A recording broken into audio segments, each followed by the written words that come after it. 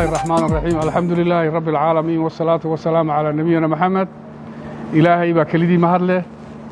مدحوينها جمهورية الصوماليلاند مدن عبد الرحمن محمد عبد الله maanta oo ay taariikhdu tahay 17 bishii 6 2025 waxa uu soo saaray wareegtooyin madaxweyne oo tiradeedu ay tahay 23 wareegto wareegtooyinkaasina waxay u kala dhignaayeen sidan soo socota wareegtada koowaad wareegto madaxweyne magacaabid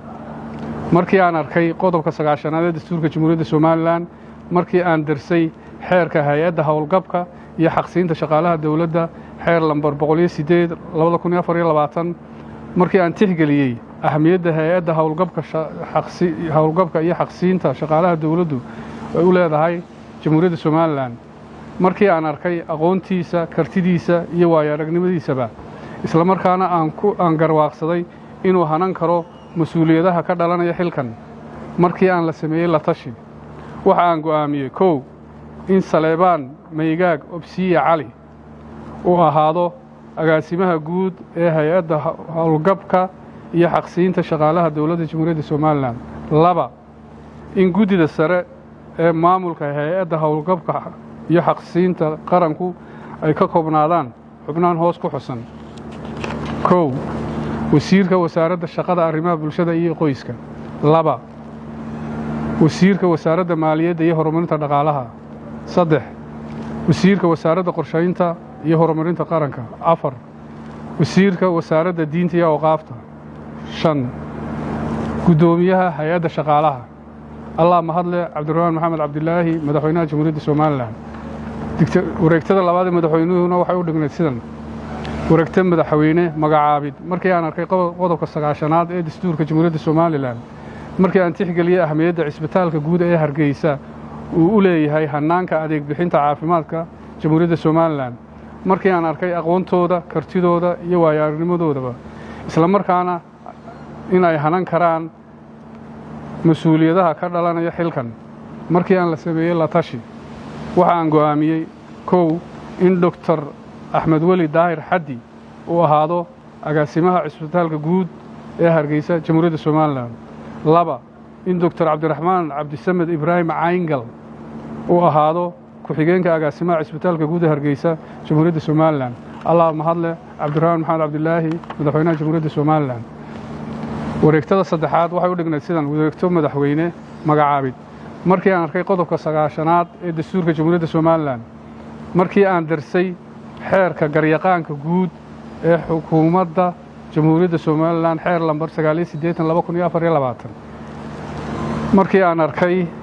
aqoontooda kartidooda iyo waayo-aragnimadoodaba isla markaana inay hanan karaan mas'uuliyadaha ka dhalanaya xilalkan markii aan sameeyay la tashi waxa aan go'aamiyay in garyaqaan Cali Baashe Maxamed Faarax uu ahaado garyaqaanka guud ee xukuumadda Jamhuuriyadda Soomaaliland 2 in garyaqaan Mubaarak Maxamuud Cabdi Fallaag uu ahaado ku-xigeenka garyaqaanka guud ee xukuumadda Jamhuuriyadda Soomaaliland Allah mahadle madaxweynaha Jamhuuriyadda Soomaaliland wareegtada afraad ee madaxweynuhu maanta soo saaray oo ay taariikhdu tahay 17 bishii 6 2025 waxay u dhignayd sidan wareegtada madaxweyne magacaabid markii aan arkay qodobka 9aad ee dastuurka Jamhuuriyadda Soomaaliland markii aan darsay xeerka guud ee doorashooyinka iyo diiwaangelinta codbixiyayaasha xeer lambar 2023 markii aan arkay aqoontooda kartidooda iyo waayo-aragnimadoodaba isla markaana inay hanan karaan mas'uuliyadaha ka dhalanaya xilkan markii aan sameeyay la tashi waxaan go'aamiyay in Dr. Sakariya Cabdi Bada Diiriye uu ahaado agaasimaha guud ee komishanka doorashooyinka qaranka ee Jamhuuriyadda Soomaaliland Allah mahadle Cabdirahmaan Maxamed Cabdilaahi Ciro madaxweynaha Jamhuuriyadda Soomaaliland wareegtada 5aad waxay u dhignayd sidan wareegto madaxweyne magacaabid markii aan arkay qodobka 9aad ee dastuurka Jamhuuriyadda Soomaaliland markii aan tixgeliyay ahmiyadda ay la taliyayaasha u leeyihiin madaxweynaha Jamhuuriyadda Soomaaliland markii aan arkay aqoontooda kartidooda iyo waayo-aragnimadoodaba isla markaana inay hanan karaan mas'uuliyadaha ka dhalanaya xilalkan markii aan sameeyay la tashi waxa aan go'aamiyay in Kamaal Axmed Cali Marjaan uu ahaado la taliyaha istiraatiijiyadda isgaarsiinta iyo xiriirka dadweynaha ee madaxweynaha Jamhuuriyadda Soomaaliland number 2 in Dr. Cabdisamed Cumar Maal uu ka mid ahaado la taliyayaasha sharciga ee madaxweynaha jamhuuriyadda somalilan. allah mahadle cabdiraxmaan maxamed cabdilaahi ciro madaxweynaha jamhuuriyadda somalilan. wareegtada lixaad waxay u dhignayd sidan: wareegto madaxweyne magacaabid. markii aan arkay qodobka 9aad ee dastuurka jamhuuriyadda somalilan, markii aan arkay aqoontooda, kartidooda iyo waayo-aragnimadoodaba, isla markaana inay hanan karaan mas-uuliyadaha ka dhalanaya xilalkan, markii aan sameeyey la tashi, waxaan go'aamiyey: kow, in Aamina Axmed Furre Siciid ay ahaato xubin ka mid ah guddida hay-adda shaqaalaha dowladda ee jamhuuriyadda somalilan. laba, in Khadar Cali Caarshe uu ahaado maareey ku-xigeenka hay-adda horumarinta waddooyinka jamhuuriyadda somalilan. saddex, in Cabdibaasid Maxamed Gaani uu ahaado guddoomiye ku-xigeenka gobolka Buuhoodle ee jamhuuriyadda somalilan. wareegtada 8aad waxay u dhignayd sidan: wareegto madaxweyne magacaabid. markii aan arkay qodobka 9aad dastuurka jamhuuriyadda somalilan, markii aan darsay xeerka hay-adda caymiska qaranka xeer lambar 292/2020, markii aan tixgeliyey ahmiyadda hay-adda caymiska qaranku ay u leedahay dhismaha qaranka jamhuuriyadda somalilan, markii aan arkay aqoontooda, kartidooda iyo waayo-aragnimadooda, isla markaana inay hanan karaan mas-uuliyadaha ka dhalanaya xilalkan, markii aan sameeyey la tashi, waxa aan go'aamiyey: kow, in Axmed Xirsi Ducaale Xasan uu ahaado guddoomiyaha hay-adda caymiska qaranka ee jamhuuriyadda somalilan. laba, in Cabdirashiid Saleebaan Axmed uu ahaado guddoomiye ku-xigeenka hay-adda caymiska qaranka ee jamhuuriyadda somalilan. saddex, in Cabdisalaan Maxamed Maxamuud Busi uu ahaado agaasimaha guud ee hay-adda caymiska qaranka ee jamhuuriyadda somalilan. allah mahadle cabdiraxmaan maxamed cabdilaahi madaxweynaha jamhuuriyadda somalilan. wareegtada 9aad ee maanta uu madaxweynuhu soo saaray waxay u dhignaa sidan: wareegto madaxweyne magacaabid. markii aan arkay qodobka 9aad dastuurka jamhuuriyadda somalilan, markii aan darsay xeerka guddida dhowrista tayada xeer lambar 68/2024, markii aan tixgeliyey ahmiyadda guddida dhowrista tayada qaranku ay u leedahay dhismaha qaranka jamhuuriyadda somalilan, markii aan arkay aqoontooda, kartidooda iyo waayo-aragnimadooda, isla markaana inay hanan karaan mas-uuliyadaha ka dhalan kara xilalkan, markii aan sameeyey la tashi, waxa aan go'aamiyey: kow, in Maxamed Kayse Axmed Maxamed uu ahaado guddoomiyaha guddida dhowrista tayada ee jamhuuriyadda somalilan. laba, in Doctor Maxamuud Jaamac Cali uu ahaado guddoomiye ku-xigeenka guddida dhowrista tayada ee jamhuuriyadda somalilan. saddex, in Doctor Aniisa Cabdi Axmed Gurey ay ahaato xubin ka mid ah guddida dhowrista tayada ee jamhuuriyadda somalilan. afar, in Cabdirashiid Maxamed Xuseen Jaamac uu ahaado xubin ka mid ah guddida dhowrista tayada ee jamhuuriyadda somalilan. shan, in Xasan Yuusuf Maxamed Samatar uu ahaado xubin ka mid ah guddida doorashooyinka tayada guddida dhowrista tayada ee jamhuuriyadda somalilan.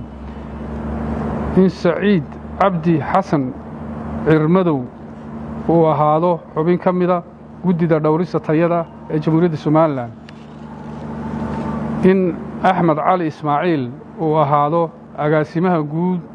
ee guddida dhowrista tayada ee jamhuuriyadda somalilan. allah mahadle cabdiraxmaan maxamed cabdilaahi ciro madaxweynaha jamhuuriyadda somalilan.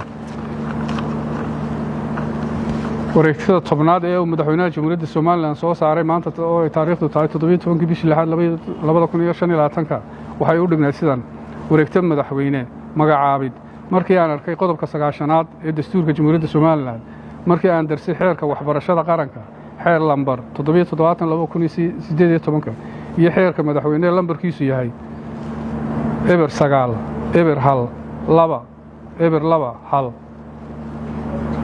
markii aan tixgeliyey ahamiyadda guddida tacliinta sare ay u leeyihiin dhismaha qaranka jamhuuriyadda somalilan, markii aan arkay aqoontooda, kartidooda iyo waayo-aragnimadoodaba, isla markaana inay hanan karaan mas-uuliyadaha ka dhalanaya xilkan, markii aan sameeyey la tashi, waxa aan go'aamiyey: kow, in Brofesor Xasan Cumar Halas Khayrdoon uu ahaado guddoomiyaha guddida tacliinta sare ee jamhuuriyadda somalilan. laba, in Saleebaan Aadan Maxamed uu ahaado guddoomiye ku-xigeenka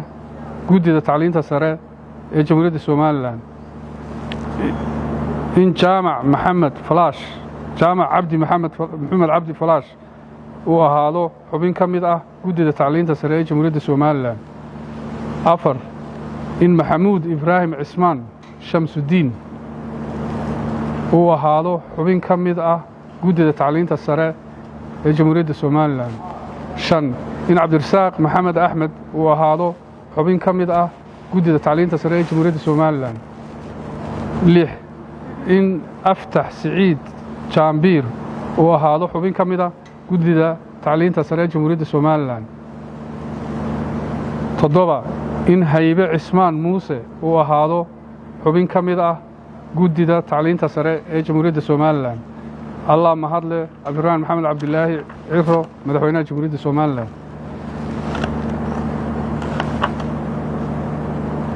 wareegtada kale ee madaxweynuhu maanta oo taariikhdu tahay 17 bishii 6aad 2025 uu soo saaray waxay u dhignay sidan wareegta madaxweyne magacaabid markii aan arkay qodobka 9aad ee dastuurka jamhuuriyadda somalilan markii aan tixgeliyey ahamiyadda wakaaladda madbacadda qaranku ay u leedahay adeeg bixinta xukuumadda jamhuuriyadda somalilan markii aan arkay aqoontooda kartidooda iyo waayo aragnimadooda isla markaana inay hanan karaan mas-uuliyadaha ka dhalanaya xilkan markii aan sameeyey la tashi waxa aan go'aamiyey in cabdiraxmaan ibraahim aadan abees uu ahaado maareeyaha wakaaladda madbacadda qaranka ee jamhuuriyadda somalilan 2 in cabdixakiin muuse cali uu ahaado ku-xigeenka wakaaladda madbacadda qaranka ee jamhuuriyadda somalilan allah mahadle cabdiraxmaan maxamed cabdilaahi ciro madaxweynaha jamhuuriyadda somalilan wareegtada kale ee maanta uu madaxweynuhu soo saaray waxay u dhignayd sidan wareegto madaxweyne magacaabid markii aan arkay qodobka 9aad ee dastuurka jamhuuriyadda somalilan markii aan darsay xeerka qandaraasyada qaranka xeer lambar 2018 markii aan tixgeliyey ahamiyadda guddida qandaraasyada qaranku ay u leeyihiin dhismaha qaranka jamhuuriyadda somalilan markii aan arkay aqoontooda kartidooda iyo waayo aragnimadoodaba isla markaana inay hanan karaan mas-uuliyadda ka dhalanaysa xilkan markii aan sameeyey la tashi waxa aan go'aamiyey 1 in cabdo axmed aayar uu ahaado guddoomiyaha guddida qandaraasyada qaranka ee jamhuuriyadda somalilan 2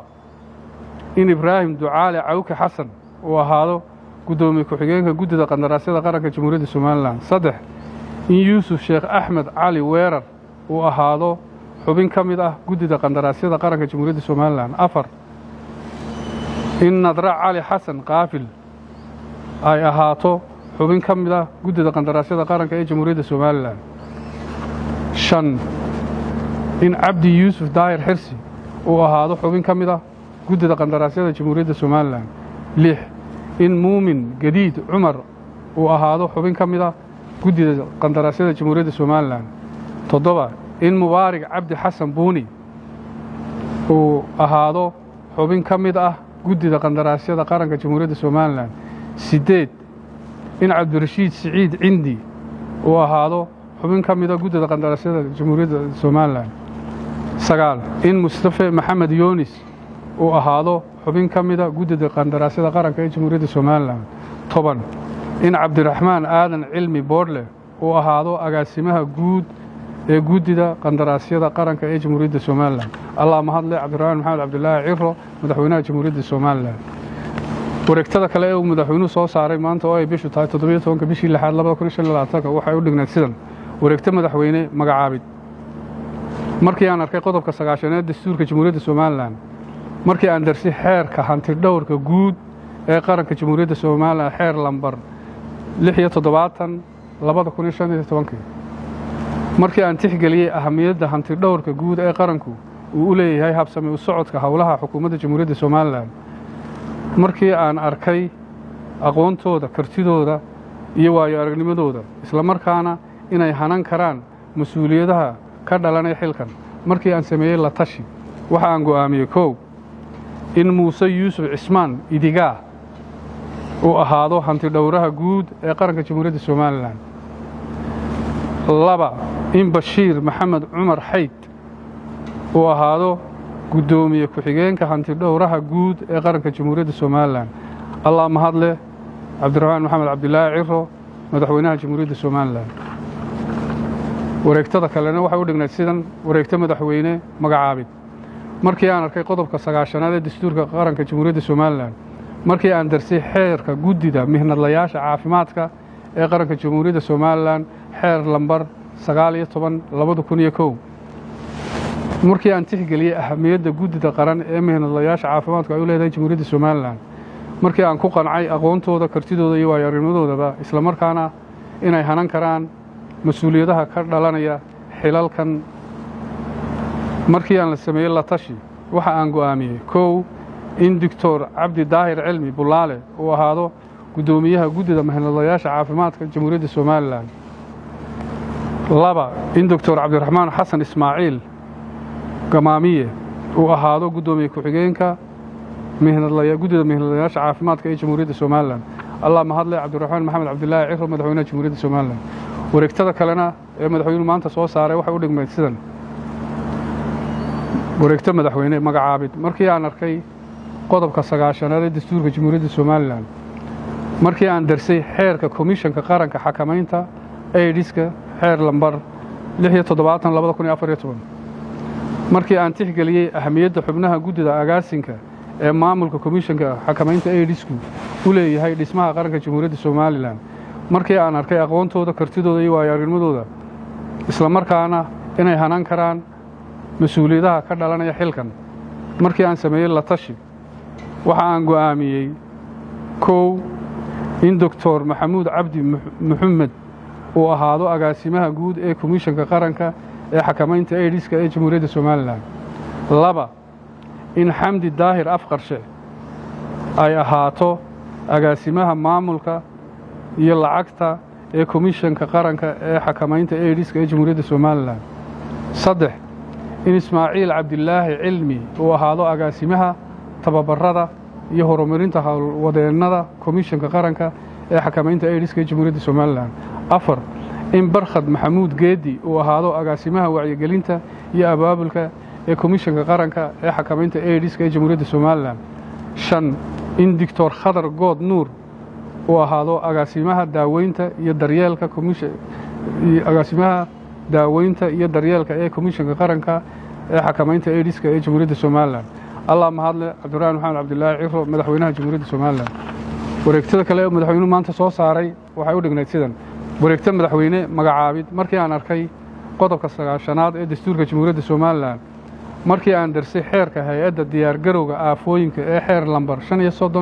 35/2017, markii aan tixgeliyey ahamiyadda ay hay'adda u diyaargarowga aafooyinka iyo kaydka raashinka u leedahay qaranka, markii aan arkay aqoontooda, kartidooda iyo waayo-aragnimadoodaba, isla markaana inay hanan karaan mas'uuliyadaha culus ee ka dhalanaya xilkan, markii aan sameeyey la tashi, waxa aan go'aamiyey 1 in Cabdiraxmaan Maxamed Ismaaciil Diixood uu ahaado gudoomiyaha hay'adda u diyaargarowga aafooyinka iyo kaydka raashinka qaranka ee Jamhuuriyadda Soomaaliland. 2 in Cabdiraxmaan Maxamuud Xandulle uu ahaado gudoomiye ku-xigeenka hay'adda u diyaargarowga aafooyinka iyo kaydka raashinka qaranka ee Jamhuuriyadda Soomaaliland. Allah mahadle Cabdiraxmaan Maxamed Cabdilaahi Ciro madaxweynaha Jamhuuriyadda Soomaaliland. weli waxaan ku guda jirnaa wareegtooyinkii madaxweynuhu soo saaray. wareegtada kalena waxay u dhignayd sidan wareegta madaxweyne magacaabid. markii aan arkay qodobka 9aad ee dastuurka Jamhuuriyadda Soomaaliland, markii aan darsay xeerka komishanka maamul wanaagga ee xeer lambar 58/2022,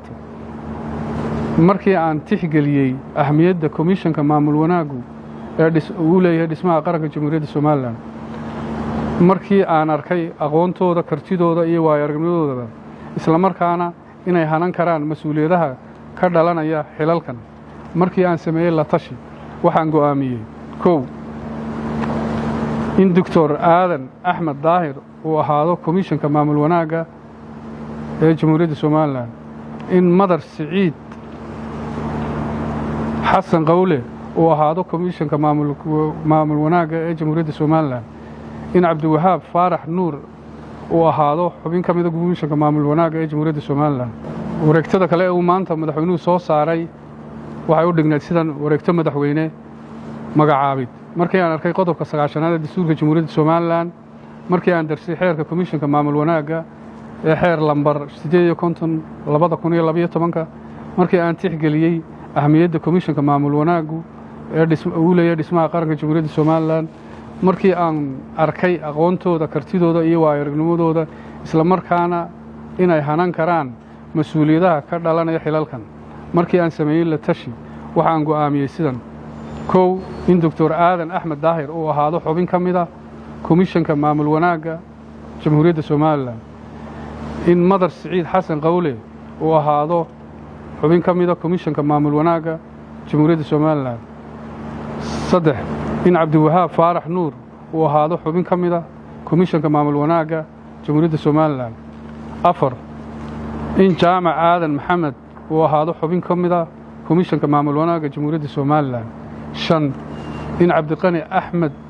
Cali Muuse Saxardiid uu ahaado xubin ka mid ah komishanka maamul wanaagga Jamhuuriyadda Soomaaliland; in Deeqa Xaashi Xandulle Cige ay ahaato agaasimaha guud ee komishanka maamul wanaagga Jamhuuriyadda Soomaaliland. Allah mahadle Cabdiraxmaan Maxamed Cabdilaahi Ciro, madaxweynaha Jamhuuriyadda Soomaaliland. wareegtada kale uu maanta madaxweynuhu soo saaray waxay u dhignayd sidan: wareegto madaxweyne magacaabid. Markii aan arkay qodobka 9aad ee dastuurka Jamhuuriyadda Soomaaliland, markii aan darsay xeerka madaxweyne ee lambarkiisu yahay 10/1/2/21, markii aan tixgeliyey ahmiyadda macadka cilmi baadhista beeraha ee Jamhuuriyadda Soomaaliland, markii aan arkay aqoontooda iyo waayo-aragnimadooda, isla markaana inay hanan karaan mas'uuliyadaha ka dhalanaya xilalkan, markii aan sameeyey la tashi, waxaan go'aamiyey: 1. in Cali Ismaaciil Ibraahim uu ahaado agaasimaha fulinta ee macadka cilmi baadhista beeraha ee Jamhuuriyadda Soomaaliland; 2. in Khaalid Maxamuud Jaamac uu ahaado ku-xigeenka agaasimaha fulinta ee macadka cilmi baadhista beeraha Jamhuuriyadda Soomaaliland; 3. in xubnaha guddida sare ee maamulka macadka cilmi baadhista beeraha Jamhuuriyadda Soomaaliland ay ka kooban yihiin xubnahan soo socda: 1. wasiirka wasaaradda horumarinta beeraha oo ah guddoomiye; agaasimaha waaxda cilmi baadhista wasaaradda horumarinta beeraha waa xubin; hormoodka kulliyadda beeraha ee jaamacadda Hargeysa waa xubin; hormoodka kulliyadda beeraha ee jaamacadda Camuudna waa xubin; hormoodka kulliyadda beeraha ee jaamacadda Burcana waa xubin. Allah mahadle Cabdiraxmaan Maxamed Cabdilaahi Ciro, madaxweynaha Jamhuuriyadda Soomaaliland. wareegtada kale ee maanta madaxweynuhu soo saaray waxay u dhignayd sidan: wareegto madaxweyne magacaabid. Markii aan arkay qodobka 9aad ee dastuurka Jamhuuriyadda Soomaaliland, markii aan tixgeliyey ahmiyadda macadka shaqaalaha dawladda ee Jamhuuriyadda Soomaaliland, markii aan arkay aqoontiisa, kartidiisa iyo waayo-aragnimadiisaba, isla markaana aan garwaaqsaday inuu hanan karo mas'uuliyadaha ka dhalanaya xilkan, markii aan sameeyey la tashi, waxa aan go'aamiyey in Maxamuud Siciid Cadaad uu ahaado agaasimaha fulinta ee macadka shaqaalaha dawladda Jamhuuriyadda Soomaaliland. Allah mahadle Cabdiraxmaan Maxamed Cabdilaahi Ciro, madaxweynaha Jamhuuriyadda Soomaaliland. wareegtada kale ee maanta oo ay taariikhdu tahay 17 bishii 6aad 2025 madaxweynuhu soo saaray waxay u dhignayd sidan: wareegto madaxweyne magacaabid. Markii aan arkay qodobka 9aad ee dastuurka Jamhuuriyadda Soomaaliland, markii aan darsay xeer madaxweyne xeer lambar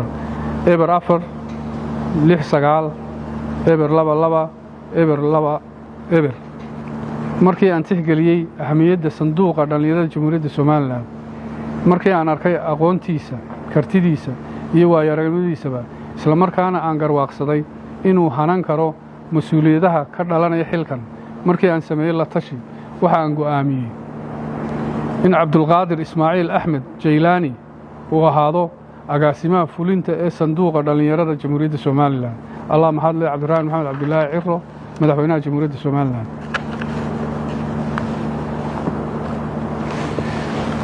wareegtada kale ee madaxweynuhu soo saaray wali waxaanu ku guda jirnaa wareegtooyinkii madaxweynuhu soo saaray maanta oo ay taariikhdu tahay 17 bishii lixaad 2025 wareegtooyinkaas oo tiradoodu ay yihiin guud ahaan 23 dekreeto waxaa ka mid ah wareegto madaxweyne magacaabid markii aan arkay qodobka 9aad ee dastuurka Jamhuuriyadda Soomaaliland markii aan arkay xeerka maamulka maaliyadda xeer lambar 75/2016 markii aan tixgeliyay ahmiyadda xisaabiyaha guud ee qaranku u leeyahay habsami socodka howlaha xukuumadda Jamhuuriyadda Soomaaliland markii aan arkay aqoontiisa kartidiisa iyo waayo-aragnimadiisa isla markaana aan garwaaqsaday inuu hanan karo mas'uuliyadaha ka dhalanaya xilkan markii aan sameeyay la tashi waxa aan go'aamiyay in Xasan Muuse Khaliif Geelle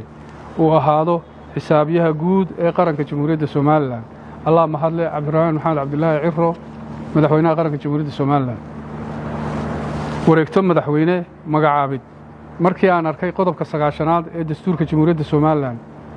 markii aan arkay aqoontiisa kartidiisa iyo waayo-aragnimadiisa markii aan ku qancay inuu hanan karo mas'uuliyadaha ka dhalanaya xilkan markii aan sameeyay la tashi waxa aan go'aamiyay in Cabdilaahi Maxamed Daahir Cukuse laga bilaabo taariikhda maanta uu ahaado wakiilka Jamhuuriyadda Soomaaliland ee dalka Jamhuuriyadda Djibouti Allah mahadle Cabdiraxmaan Maxamed Cabdilaahi Ciro madaxweynaha Jamhuuriyadda Soomaaliland wareegto madaxweyne magacaabid markii aan arkay qodobka 9aad ee dastuurka Jamhuuriyadda Soomaaliland markii aan arkay aqoontiisa kartidiisa iyo waayo-aragnimadiisa markii aan ku qancay inuu hanan karo mas'uuliyadda ka dhalanaysa xilkan markii aan sameeyay la tashi waxa aan go'aamiyay